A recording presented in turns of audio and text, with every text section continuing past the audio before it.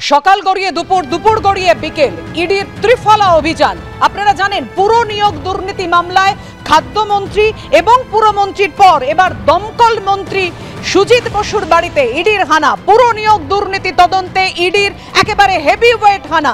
সুজিত বসু শ্রীভূমির দুটি বাড়িতে কেন্দ্রীয় এজেন্সি, এবং কিছুক্ষণ আগেই যে ছবি আপনাদের দেখাচ্ছিলাম, প্রায় 10 ঘন্টা হতে চলল সুজিত বসুর ছেলেকে নিয়ে ইডির আধিকারিকরা বেরিয়ে শ্রীভূমি স্পোর্টিং ক্লাবের বিপরীতে যে সুজিত বসুর অফিস রয়েছে সেই অফিসে ঢোকেন ইডির আধিকারিকরা। এই মুহূর্তে কিভাবে তল্লাশি অভিযান চলছে জানাবো আপনাদের।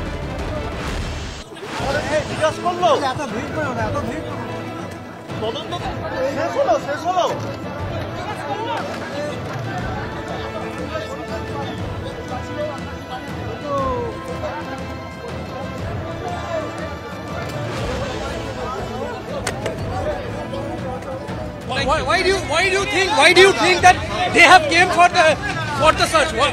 What do you think? Why they came for the search? क्यों आए ये लोग? Let the investigation go on. We will come up at appropriate time. We will come up with all your questions. Thank you so much. আপনারা কোথায় নিয়ে যাচ্ছেন? আপনারা দেখতেই পাবেন কোথায় যাচ্ছে।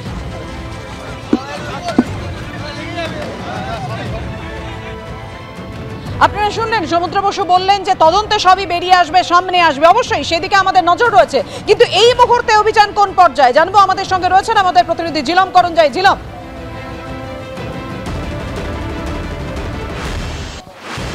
এই মুহূর্তে আমরা যেখানে রয়েছি ঠিক কিছুক্ষণ আগে 4:04 নাগাদ সুজিত বসুর যে পুরনো বাড়ি, পৈতৃক বাড়ি, সেই বাড়ি থেকে বেরিয়ে আসে সুজিত বসুর ছেলে এবং তার সঙ্গে ইডির আধিকারিকরা তাকে বের করে এনে, তার সঙ্গে ইডির আধিকারিকরা এবং সেন্ট্রাল ফোর্সের যারা ছিলেন, কলকাতা বিধাননগর কমিশনারেটের পুলিশ অফিসাররা যারা ছিলেন তারা আসেন এবং এসে ঠিক আমাদের ডান দিকে যে অ্যাপার্টমেন্ট আছে সেই অ্যাপার্টমেন্টে তারা প্রবেশ করেন এবং তার আমরা দেখতে পাচ্ছি প্রথম তলে যে অফিস রয়েছে সেই অফিসে তারা গিয়েছেন। ঠিক কী কারণে গিয়েছেন সেটা স্পষ্ট না হলেও যেটা সুজিত বসুর ছেলে সমুদ্র বসুর কথাতে জানা গিয়েছে যে তদন্তের পদক্ষেপ হিসেবেই তাকে নিয়ে আসা হচ্ছে এবং তিনি স্পষ্ট করে দেন যে ইনভেস্টিগেটিং এজেন্সির সঙ্গে ফুল কোঅপারেশন করা হচ্ছে এবং সত্য প্রকাশ্যে আসবে, truth will come out. And তিনি বারবার সকলকে কোঅপারেট করার কথা বলেন এবং তারপরে আমরা দেখি যে তাকে নিয়ে হেঁটে হেঁটে পায়ে হেঁটে সকলেই এইখানে আসেন।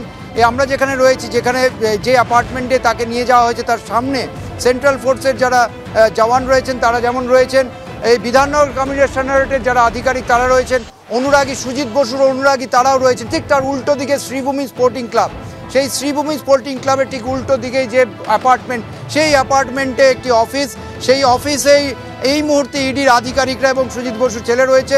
তাদের অবশ্যই তথ্য সন্ধান করছে বলে অনুমান করা হচ্ছে। তবে এটুকু বলা যেতে পারে যে সুজিত বসুর ছেলে যখন বেরিয়ে এসেছিলেন তিনি কথায় অত্যন্ত আত্মবিশ্বাস প্রকাশ করেছিলেন এবং বলেছিলেন যে তদন্তে সহযোগিতা করা হচ্ছে এবং তদন্তে সব কিছু প্রকাশ্যে আসবে এবং তিনি সকল অনুরাগী যারা আছেন বা তারা শুভাকাঙ্ক্ষী যারা অপেক্ষা করছিলেন আশপাশে উদ্বিগ্ন হয়ে, তাদের উদ্দেশ্যে তিনি বলেন যে অপেক্ষা করতে, ধৈর্য ধরতে এবং প্রত্যেককে রিস্ট্রেইন থাকার জন্য তিনি অনুরোধ করেন।